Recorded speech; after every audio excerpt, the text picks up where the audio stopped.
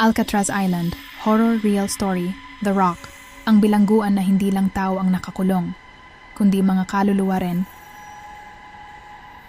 Bago tayo magsimula, kung mahilig ka sa mga ganitong klaseng kwento ng kababalaghan at totoong karanasan, huwag kalimutang mag-subscribe, mag-like, at pindutin ang notification bell dito lang sa Sindak sa Dilim PH.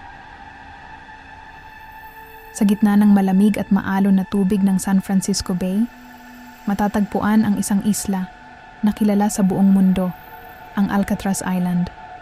Noong panahon, isa itong pinakamahigpit na kulungan sa Amerika.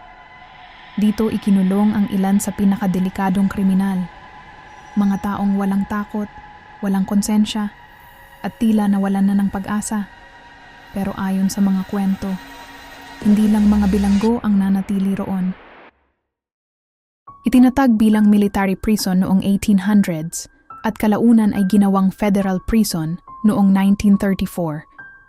Isa sa mga kilalang nakulong dito ay si Al Capone. Sa loob ng kulungan, mahigpit ang batas.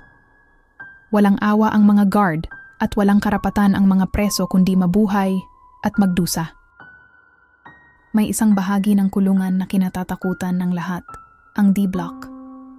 Ito ang lugar ng mga pasaway at matitigas ang ulo. Sa D-Block, may mga selda na tinatawag na The Hole. Isang madilim, malamig, at halos walang liwanag na kwarto. Dito, ang isang preso ay maaaring manatili ng ilang araw o linggo. Walang kausap, walang liwanag, tanging sariling isip ang kalaban. May isang kwento na paulit-ulit na naririnig ng mga guard.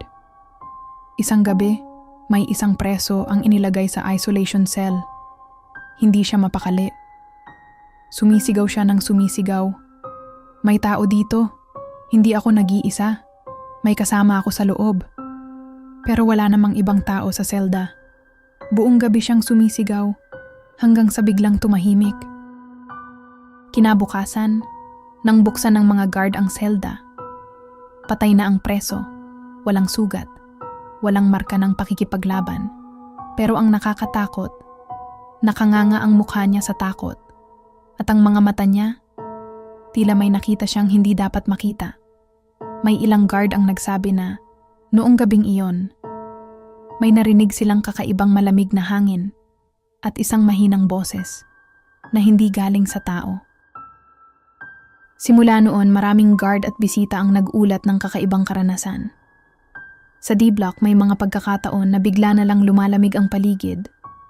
Kahit walang hangin. May ilan na nakakita ng anino ng tao na nakatayo sa loob ng selda. Pero kapag tinutukan ng ilaw, nawawala. May mga turista pa nga na nagsasabing nakakarinig sila ng mga sigaw, iyak, at mga yabag ng paa, kahit wala namang tao sa paligid.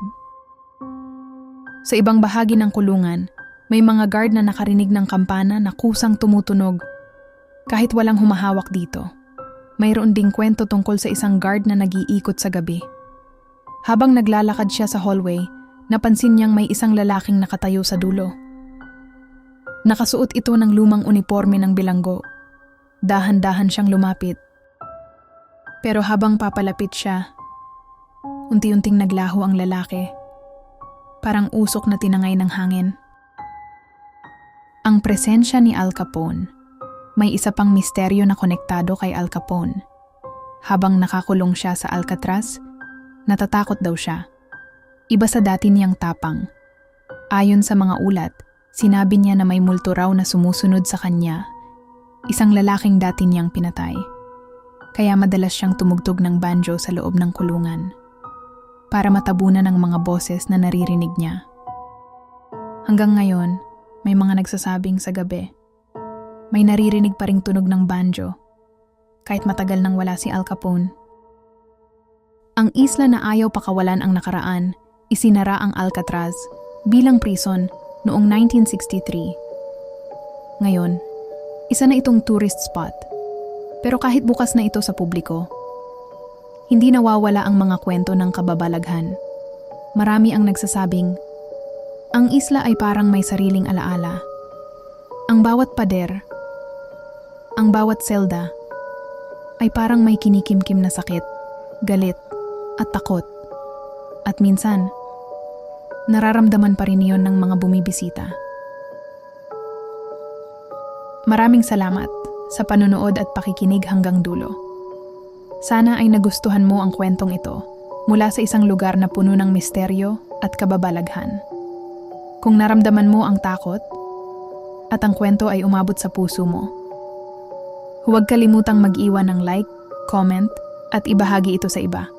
Hanggang sa susunod na kwento, ingat ka lagi at mabuhay tayong lahat.